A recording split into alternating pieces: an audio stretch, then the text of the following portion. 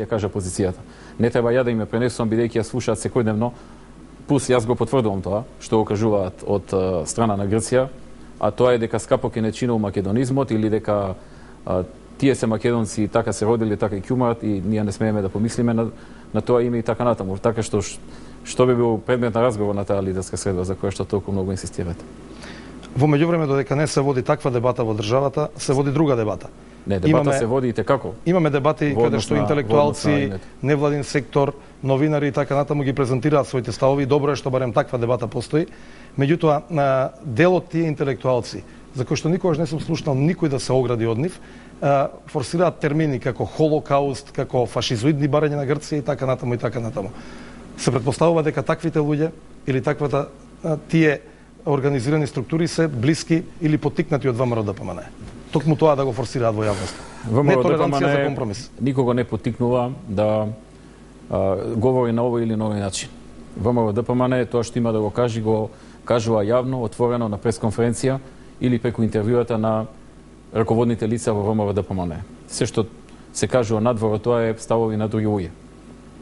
Значи, тврде дека немате никаква допирна точка со ставовите на овие личности? Апсолутно, ниту некој не прашал, ниту некој не консултирал што да употребува. Негова работа е што на секој и одговорност на секој како ќе се произнесува во јавноста и како ќе настапува во јавноста. Јас настапувам како што сметам дека треба да настапувам, ги застапувам позициите на ВМРО-ДПМНЕ, раководството на ВМРО-ДПМНЕ го прави истото. Надвор од тоа, тој што говори, за што говори, вие зборувате, претпоставувам, за новинари, за уредници и така натаму. Интелектуалци, невладин сектор. Да, тоа е исто така како сега вашето говорење да го ставам во групата дека СДСМ, дека е став на СДСМ или нечи друг уредник или новинар да кажам дека неговиот став е став на СДСМ. Значи не би било коректно така да се размислува, затоа и ве прашувам. Не, пример кажувам. Затоа и ве прашувам, бидејќи минатата недела беше овдека Бранко Црвенковски, можеби во тој момент јас бев ВМРО-ДПМНЕ, сега сум СДСМ, но тоа е обврска на новинарот. Ја не реков дека вие сте ВМРО-ДПМНЕ или дека сте СДСМ. Јас ве прашувам нешто друго. Ја кажав само тоа е исто пример како сега некој за вас да каже така. Кога ќе слушате во дебата дека се говори на таков начин и се употребува таков речник, во фаза кога Македонија сепак е во некаков процес на преговори со јужниот сосед.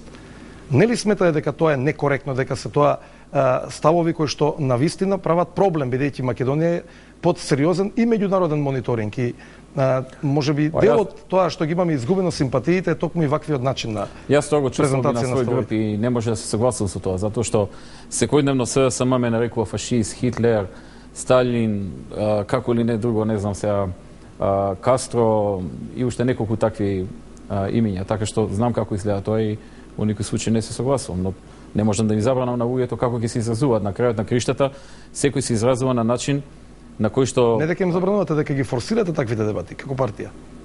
Кај сте видели да ги форсираме? Такви се некои предпоставки. Не предпоставки треба. Кога тврдите, кога давате теза, дај докажете тезата. Како ги форсираме? Јас го говорам она што или го пренесувам она што се дебатира и во јавноста. Еве конкретно. Треба малку да задржи се. Сте ме викнали на интервју, ми поставувате прашања, немате еден аргумент. Ќе кажете го аргументот каде ние ги форсираме. Каков аргумент барате? Кажете на тој. Еве ги одмолчувате. Ги одмолчувате. Беше организатор и така се зборуваше. На еден од медиумите имаше потврда на луѓе кои што демонстрираа пред грчката амбасада по 8 декември и кои што тврдеа дека со автобус пред канцеларијата на Европска унија по 8 декември, кои што тврдеа дека со автобуси се носени од разни места во Македонија во организација на ВМРО. Мислам дека тоа беше уфрлено. Вие веднаш ги обвинивте дека тоа е СДСМ. Тоа лице беше некој веројатно од партиски причини. До кога, господин Груевски, вака ќе ги поларизираме работите во државата и постојано ќе има обвинување на предавници, патриоти, вакви, онакви. Не, вака. Вие не чувствувате лична одговорност во целата таква различни мислења и ставови ќе има се дека има демократија. Не, меѓутоа ова се случува во период на ваше владење, ваквата поларизација. Значи супер што е во моје владење, затоа што се покажува дека во време на моје владење има сериозна демократија, дека секој има право да каже што сака и дека секој има право да има свој став и своја позиција и дека има опозиција која што е активна и која што ги следи настаните, се обидува да известува некои партиски поени, дали тоа го прави на добар или на лош начин или е во интерес или не е од интерес на државата е друго прашање. Меѓутоа покажува дека има активна демократија. Нешто конкретно ќе ве прашам што се однесува на мојата професија. Апсолутно. Пред 10 дена во Дневен вестник кој што е пак повторно ќе кажам, условно близок до вас лично и до вашата партија, чиј уредник е многу близок, беше објавен список на десетина новинари и неколку интелектуалци кои што директно се обвинети дека се платеници грчки и дека се грчка агентатура во Република Македонија. При тоа не слушнав никаква реакција, ниту коментар на тоа. Сметате дека е тоа коректно во една држава да се случува? Значи вака, може би има новинари кои што на некој начин за повеќе ставови се согласуваат со нас. Не за сите. Нема такви што за сите се согласуваме, се исто. Тоа е нормално. Тоа е нормално. Меѓутоа, нема текстови кои што ние сме ги нарачале, порачале или треба да се согласуваме со нив. Така што тој што си го напишал тоа е дело на тој автор и вие со тој автор треба да полемизирате, не со мене. Ја не се согласувам со такви работи. Мене ме нарекуваат секојдневно опозицијата како ли не.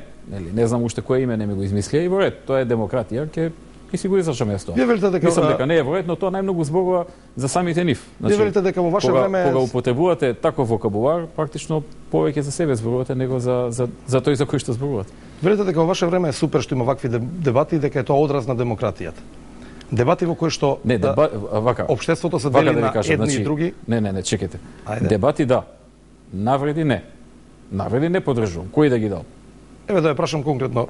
Наводно велите СДСМ ве обвинува ве нарекува фашисти, не знам како и не знам како. Од друга страна вие директно го обвинувате лидерот на опозицијата дека е предавник. Дека Јас кога збор го немам до сега никогаш употребено. Па еве како ви звучи кога ќе кажете дека да речеме кога разговарате со Бранко Црвенковски, тоа е исто како да разговарате со Папа Андреу. И дека после секоја средба со вас кога разговарал, држи брифинг за новинари и ја презентира преговарачката позиција на Македонија во јавноста.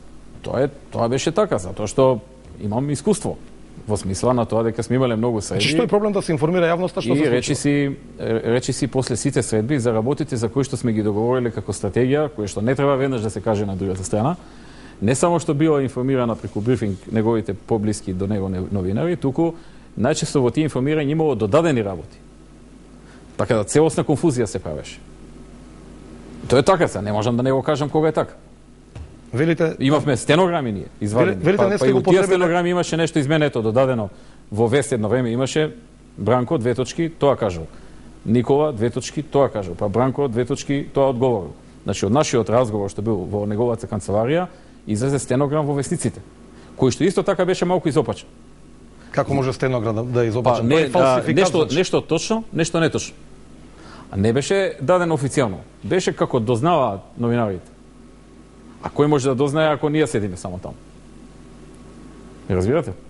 Седиме, сега ние во некоја соба, разговараме и потоа излегува во вестник дел точно, дел неточно. А што е спорно да се појави во јавноста? Се гледа дека дел е точно. А што е спорно да се појави во јавноста? Јас да ви кажам на вас, немам појма од кај излегува ова.